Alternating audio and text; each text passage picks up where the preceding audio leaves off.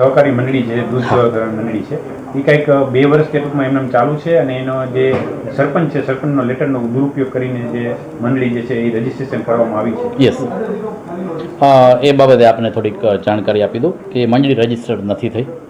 2023માં એ મંડળી રિજેક્ટ કરી દેવામાં આવેલ છે અને સરપંચ શ્રી આજે રૂબરૂ આવ્યા અને આપણને જાણકારી આપી એ પ્રમાણે અમને અત્યારે જાણવા મળ્યું છે કે રિજેક્ટ થયા પછી પણ સૂચિત મંડળી તરીકે એ મંડળી ચાલુ છે. તો એ બાબત આજે અમારા ધ્યાને આવી છે, તો અમે તાત્કાલિક એની સામે કાર્યવાહી કરી અને ડેરી મારફતે એ મંડળી સૂચિત તરીકે હવે ચાલુ ન રહી શકે તો એનું દૂધ બંધ કરવા માટેની કાર્યવાહી અમે પૂર્ણ કરશું. તમે સૂચિત મંડળી જે છે એ રિજેક્ટ કરી દીધી, આમ છતાં પણ ડેરીમાં ચાલુ હોય તો ડેરી સામે કે કોઈ કાર્યવાહી થઈ શકે? એ બાબતે ડેરી અમારી સમવાય સંસ્થા છે, બરાબર, એની હાયર ઓથોરિટી, હું એક્સ ઓફિશિયોનો ડાયરેક્ટર છું, હાયર ઓથોરિટી મારી ગાંધીનગર છે. તો એ બાબતે જો ડેરીની પણ ભૂલ નીકળતી હશે, બરાબર, તો એમાં પણ જો જે પણ વ્યક્તિને જવાબદારી નક્કી થતી હશે એની સામે પગલાં લેવામાં આવશે. એમાં કોઈ મંડળી જે રિજેક્ટ કરી તો કોને કોને જાણ કરવામાં આવતી છે? તમામ સ્ટેક હોલ્ડર, તમામ જે પ્રયોજક છે, બેંક છે, ડેરી છે, એની સાથે જોડાયેલા તે જે પણ વ્યક્તિઓ છે બધાને જાણ કરી છતાં ચાલુ રહી તો એ ટૂંકમાં જવાબદાર કોને, ટૂંકમાં કેને તપાસ કેને કરવાની હોય કે ચાલુ છે કે બંધ છે? એટલે બાય ડિફોલ્ટ અમે માની લેતા હોઈએ છીએ કે અમે રિજેક્ટ કરી છે એટલે એ બંધ થઈ જાય છે. આવી રીતે અમારી પાસે રજૂઆત આવે ત્યારે અમને ખબર પડી શકે, જેમ કે આ મંડળીમાં સરપંચશ્રીએ રજૂઆત કરી કે મંડળી ચાલુ છે, તો હવે એ બાબતનું કાયદાકીય રીતે જે પણ પગલાં લેવાના થતા હશે એ અમે ચોક્કસ લઈશું. જે સરપંચ છે, સરપંચે લગભગ 22 જેટલી લેખિત રજૂઆત કરી, આમ છતાં પણ એમને જવાબ નથી. એમની જૂની રજૂઆતો હતી અને આરટીઆઈ પણ હતી, અલગ અલગ ટાઈપની. અને જે મારે એમની જોડે રૂબરૂ ચર્ચા પહેલી વાર અમે મળ્યા છીએ એટલે મેં એમને કીધું છે કે 10 દિવસમાં અમે તમને તમારી અરજીનો જે પણ કાયદાકીય લેખિત જવાબ થતો હશે એ કરીને આપશું. આ ઉપરાંત સરપંચનું કેવું એવું છે કે અહીં જ્યારે આવી ત્યારે જે તે પાર્ટી જેના વિરુદ્ધ આપણે જે રજૂઆત કરી હોય એને જાણ થઈ જતી હોય છે સ્ટાફ દ્વારા? ના, એવું તો ન બનતું હોય. વડીલ મને પહેલી વાર મળ્યા છે રૂબરૂમાં, બરાબર, બાકી એવી કોઈ વિગત મારી ઓફિસમાં મારા ધ્યાને નથી આવેલી. સાહેબ, તમારું નામ? બિમલ પટેલ, ડૉક્ટર બિમલ પટેલ. શું બાબત રજૂઆત કરીને શું તમને જવાબ? જોવા જઈએ તો મોરબી જિલ્લાની અંદર વાંકાનેર તાલુકાનું વસુંધરા જે ગામ છે, વસુંધરા ગામની અંદર જે દૂધ મંડળી ચાલુ છે એ દૂધ મંડળીને રજૂઆત કરવા માટે આવ્યા હતા. આજથી 2 વર્ષ પહેલાં અમારા સાથીદાર કહી શકાય કે ડાંગર સાહેબે રજૂઆત કરેલી હતી અને ધીરુભાઈએ જે રજૂઆત કરી એનો 2 વર્ષથી જવાબ નહોતો મળતો. હવે જોવા જઈએ તો અત્યાર સુધી એવું કહેવામાં આવતું હતું કે આ મંડળી સૂચિત છે, સૂચિત છે, સૂચિત છે, પણ સૂચિત કેટલો સમય હોય?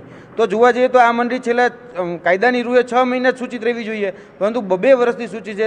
આજ દિવસ સુધી સ્ટીલ ટુડે આજે પણ એ ડેરીની અંદર દૂધો ભરાય છે. વાત બીજી કે આ મંડળી જે છે એ મંડળી જોવા જઈએ તો આજથી થોડા દિવસ પહેલાં અમે જે આરોપો લગાડ્યા હતા તેમાં હરેશભાઈ રેવાભાઈ સરસૈયા, એ હરેશભાઈ રેવાભાઈ સરસૈયા જે અત્યારે વર્તમાનમાં જામનગર જિલ્લામાં કહી શકાય મોરબી જિલ્લાની અંદર રેવન્યુ તલાટી તરીકે ફરજ ભજવે છે, એના જ ધર્મપત્ની જે છે ગનુબેન, એ ગનુબેનના નામે આ મંડળી લેવામાં આવી છે. અને તેની સાથે સાથે જે લેટરો ઉપયોગ કરવામાં આવે છે, ખાસ કરીને પંચાયતના જે લેટરો છે એ પંચાયતના લેટરનો ગેરઉપયોગ કરવામાં આવે છે, બોગસ લેટર પેડો બનાવવામાં આવ્યા છે, તેની સાથે સાથે બોગસ સહીઓ કરવામાં આવી છે અને બોગસ જે સિક્કાઓ જે છે એ સિક્કાઓનો પણ ઉપયોગ કરવામાં આવ્યો છે. એટલે 465, 467, 468 અંતર્ગત આ કાયદાની રીહે ખોટું છે, કારણ કે સરકારી દસ્તાવેજો સાથે ચેડા છે. એટલે આજે અમે એ રજૂઆત કરવા માટે આવેલા હતા જિલ્લા રજિસ્ટ્રારને કે જિલ્લા રજિસ્ટ્રાર તાત્કાલિક દોડે આમાં સંજ્ઞાન લે અને જે ધીરુભાઈ ડાંગરે જે ફરિયાદ કરી છે એ ફરિયાદનું તાત્કાલિક નિરાકરણ લાવે.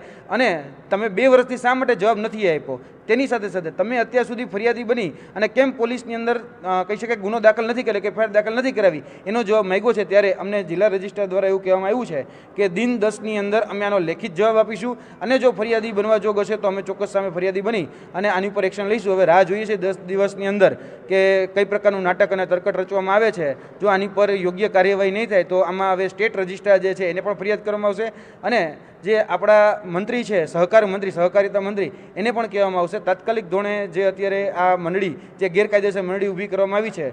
કાયદાની રૂહે તો એવું છે કે ભાઈ એક ગામમાં એક જ મંડળી રહી શકે, બીજી મંડળી માટે 1.5 કિલોમીટર જેટલું ડિસ્ટન્સ હોવું જોઈએ, તો આમાં તો 100 મીટરની આજુબાજુમાં જ 2 મંડળી ઊભી કરી દેવામાં આવી છે. એક ગામની અંદર 5-5 મંડળીઓ છે, 3-3 તો સૂચિત ચાલે છે. આ કઈ રીતે ચાલે છે? એટલે અંધેરી નગરીને ગંડુ રાજા જેવું શાસન આ મોરબી જિલ્લા પંચાયત છે એની અંદર ચાલી રહ્યું છે. જિલ્લા સહકારી ક્ષેત્ર જે છે એ ક્યાંક ને ક્યાંક ગાંધારીની જેમ આખે કાળી પટ્ટી બાંધીને આ બધા જ નાટક અને તરકટ ક્યાંક ને ક્યાંક જોઈ રહ્યા છે. આમાં ગ્રામ પંચાયતના તલાટીએ પણ સહી કરી છે, તો એ જવાબદાર કેવી કહી શકાય કે જોવા જઈએ તો આ જે સહી સિક્કા કરવામાં આવે છે ગ્રામ પંચાયત તલાટી તરીકે, એ ગ્રામ પંચાયત તલાટીના પણ જે સહી સિક્કા છે એ બોગસ કરવામાં આવ્યા છે.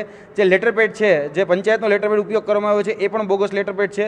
ક્યાંક ને ક્યાંક જોવા જઈએ તો કાયદાની દ્રષ્ટિએ આ પણ ખોટું છે. એટલે અમે તો એ પણ અપીલ કરીએ છીએ કે જે રેવન્યુ અહીંના જે ગ્રામ પંચાયત તલાટી જે છે એ ગ્રામ પંચાયત તલાટી પણ પોતાની ખોટી સહીનો ઉપયોગ કરવામાં આવેલો છે અને એના સહીના બેઝ ઉપર જ આ મામલતદાર હોય કે જિલ્લા રજિસ્ટ્રાર હોય એને મંજૂરી આપેલી હોય છે, તો એની પર પણ ફરિયાદ કરવાની જવાબદારી એ ચોક્કસપણે તલાટીની પણ બને છે.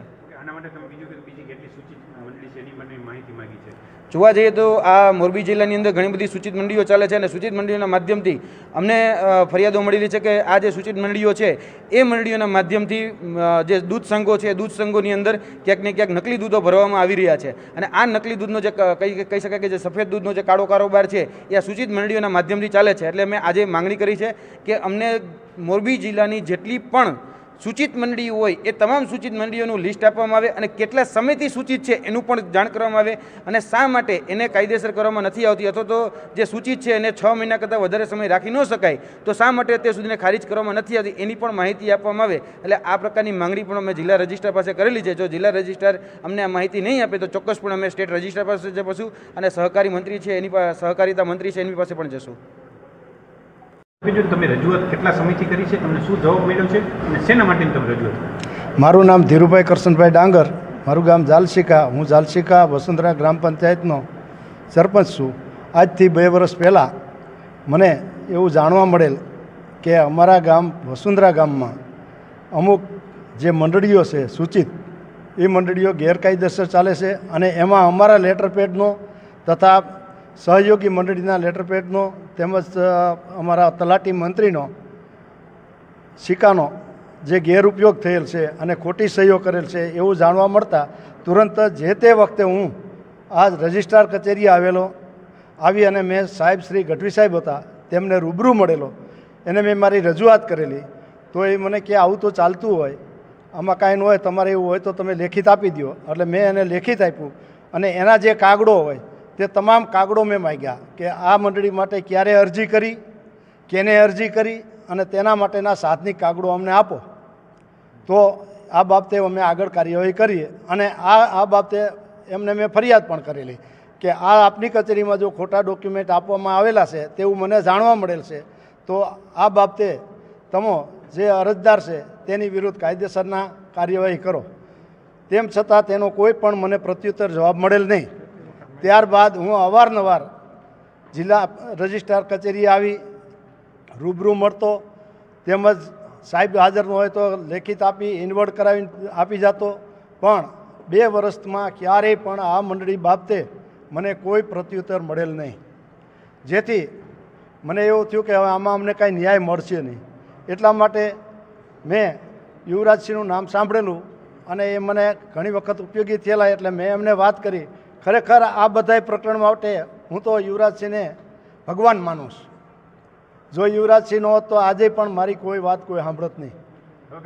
પછી આ બાબતે મેં અવારનવાર લેખિત રજૂઆતો કરેલ છે પણ મને કોઈ જવાબ મળેલો નથી. ત્યાર પછી મેં આરટીઆઈ કરી તો હમણાં મને એક લેટર આવ્યો કે આ તો અમે 2 વર્ષથી કેન્સલ કરેલ છે દરખાસ્ત, આમાં કાંઈ કરવા પણ રહેતું નથી. આવો જવાબ આવ્યો એટલે આજે અહીં કચેરીએ રૂબરૂ આવી યુવરાજસિંહને પણ મળી અને અમે રજૂઆત કરેલ છે. અને આ જે કેન્સલ કરેલો છે પણ દૂધ ચાલુ છે, મંડળી ચાલુ છે આજની તારીખમાં અને ગેરકાયદેસર ધંધા ચાલુ છે. આજે સાહેબે એવું કીધું કે હું 10 દિવસમાં આની તપાસ કરીને તમને કહીશ. 10 દિવસ પછી તમે આગળની શું કાર્યવાહી કરશો? સાહેબ જવાબ આપે એના ઉપરથી કંઈ કરશું, બીજું શું થાય. હા, પોલીસ ફરિયાદ જેવું હશે તો પોલીસ ફરિયાદ લખાવશું. અને ખરેખર આ બાબતે તો સરકારશ્રી તરફથી આવા જો સરકારી કચેરીમાં ડોક્યુમેન્ટ રજૂ કરવામાં આવે તો સરકારે જ એનો ફરિયાદી બનવું પડે જે તે કચેરીએ, હું એવું માનું છું.